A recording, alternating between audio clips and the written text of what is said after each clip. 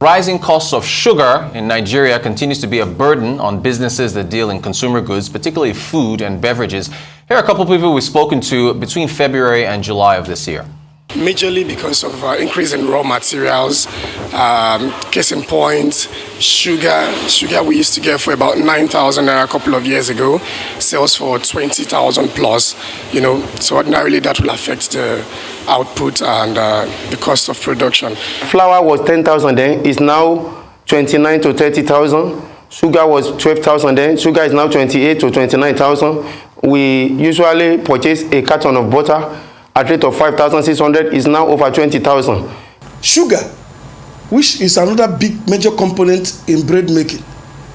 Sugar, of course, comes from Brazil and some other places. It is not, there's nothing that Ukraine and Russia had to do with sugar.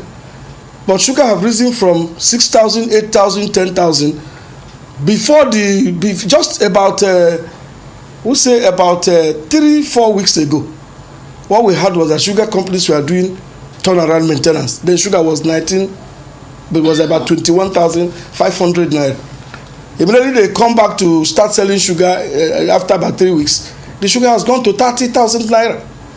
And this is a sugar companies that are being given dollar at preferential CBN window because of their so-called backward integration. So government have to come in and check this, and we have requested for license to bring in sugar. At least master bakers should be given the license to bring in sugar, which we should use in making this bread. That was a conversation about bread and wheat.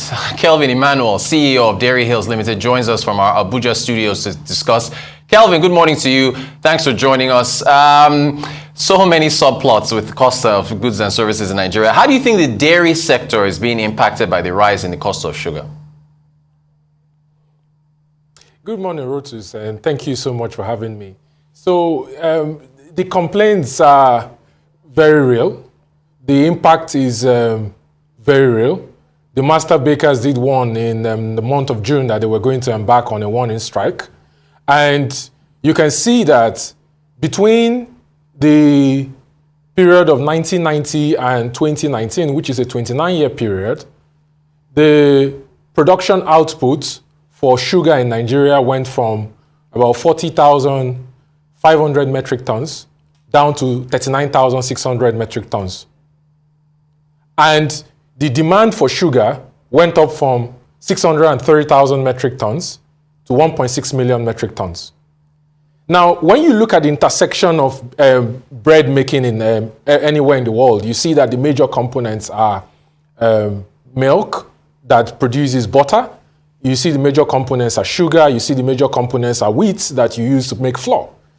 And you can see the real impact on a commodity that is the second most consumed food staple in Nigeria, and that constitutes a major part of food inflation, which you currently have at 20.6%.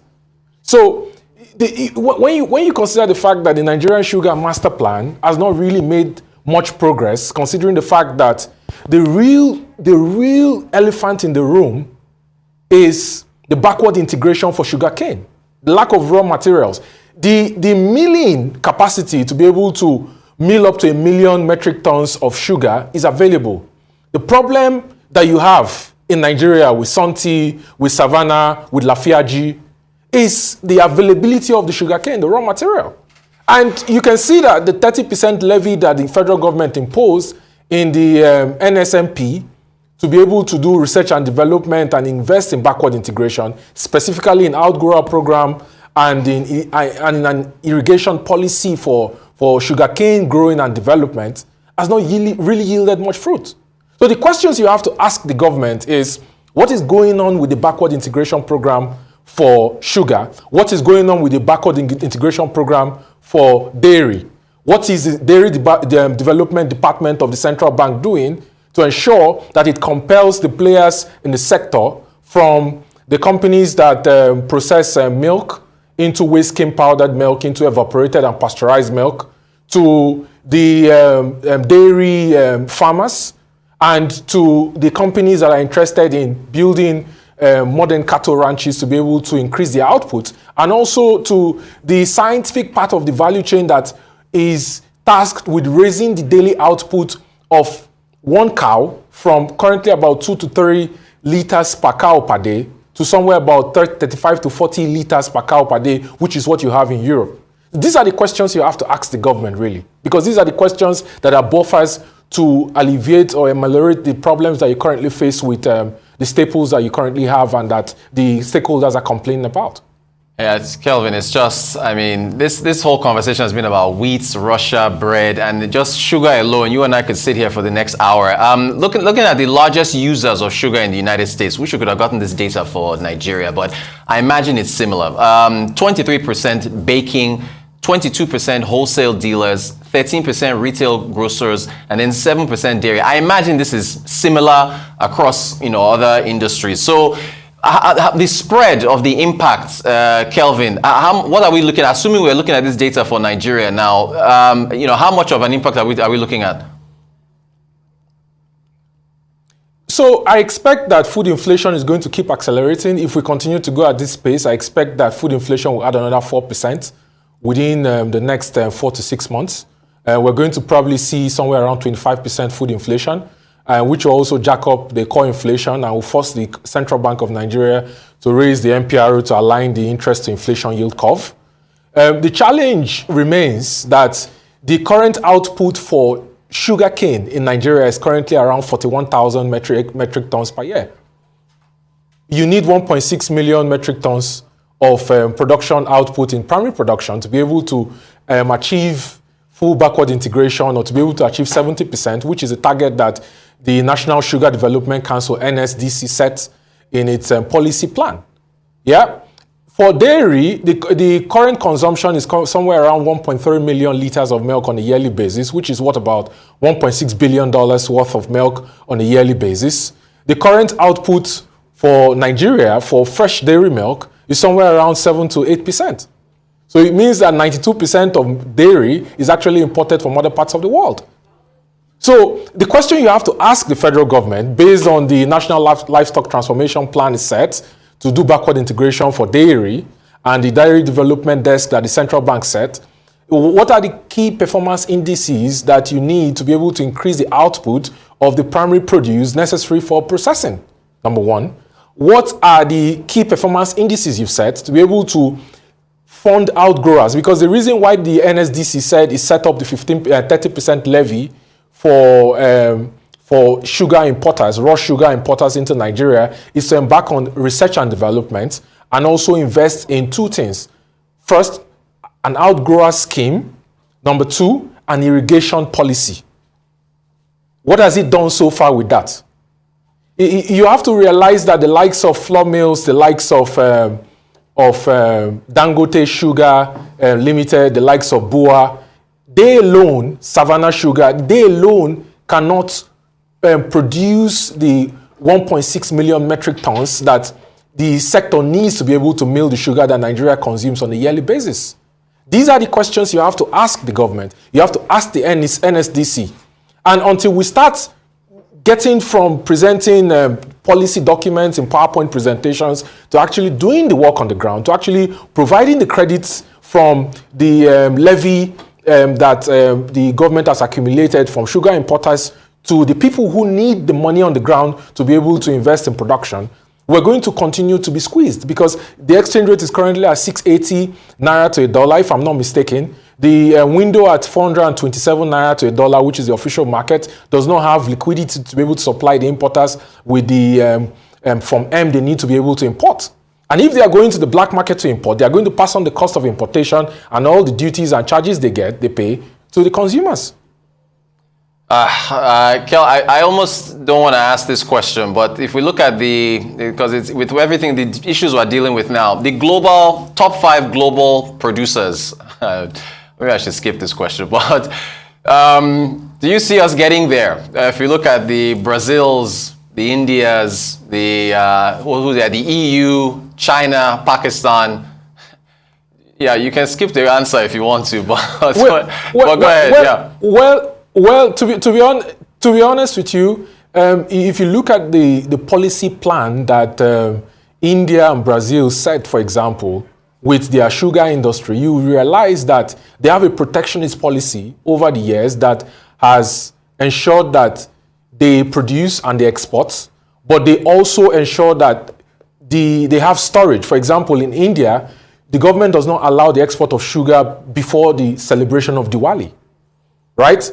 Nigeria cannot use the excuse of Russia and Ukraine to say, okay, the problem with sugar and milk is because of the situation in the Baltics. Before the situation in the Baltics, we had floor prices at nearly 20,000 naira per bag, right?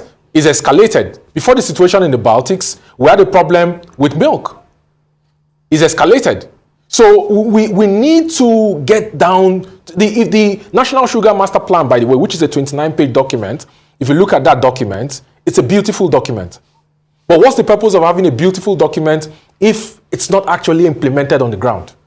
If the real buffers and levers that we need to be able to do backward integration and achieve 70% is not actually implemented.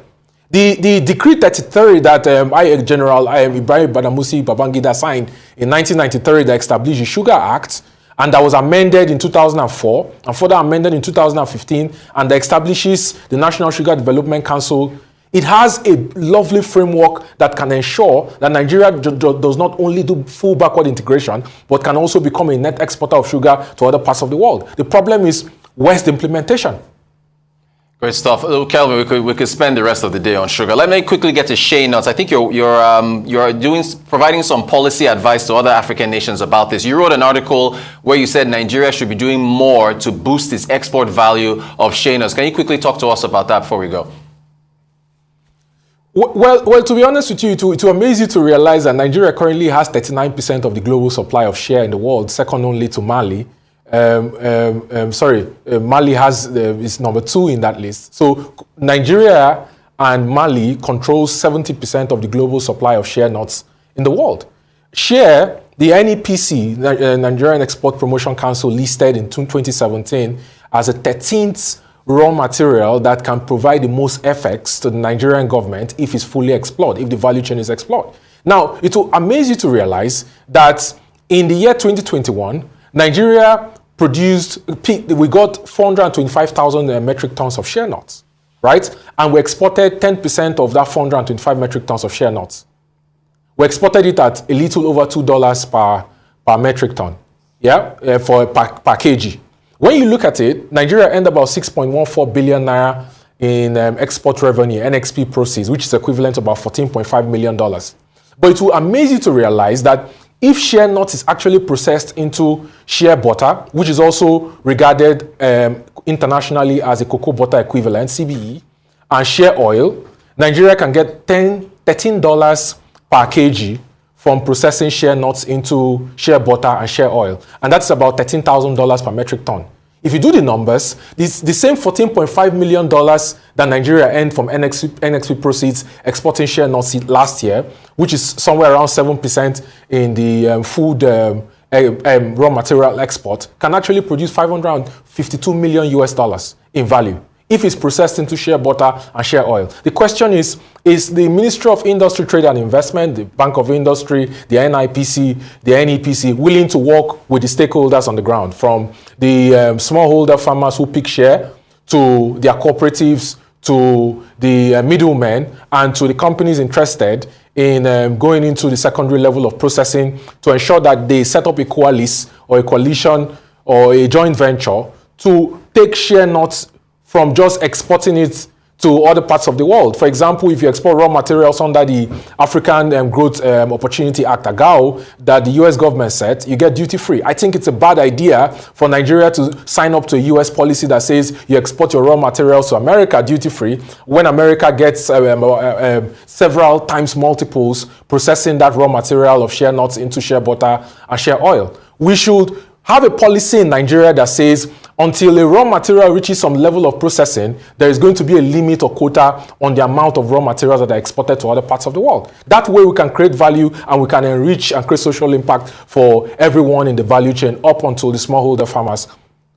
Kelvin Emmanuel, it's always a pleasure talking agriculture with you. I really, really do appreciate these conversations. CEO, Dairy Hills Ltd, thank you so much for your time talking sugar, shea nuts, and pretty much everything else agriculture. Thank you so much, sir.